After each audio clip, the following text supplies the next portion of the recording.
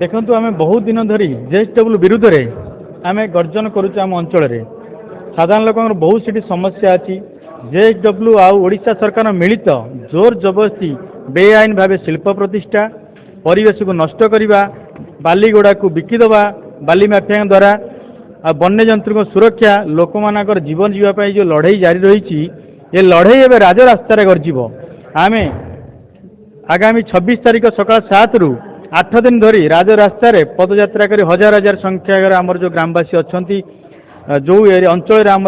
असुविधाटा होती ढिंकिया 410 एरसमा ब्लॉक रु आम पदयात्रा कर 8 दिन धरी महामहिम राज्यपाल को भेटू आमर गुहारी जनइबू जोटी राति हम से शोबू किंतु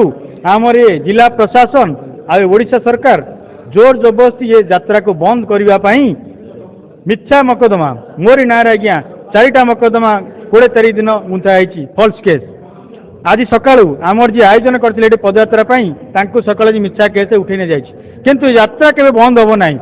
राजरास्तार आम गर्जीचु कांग्रेस सबल साधारण लोक सहित गरीब खटिकिया लोक सहित अच्छी रही ये यात्रा आरंभ हम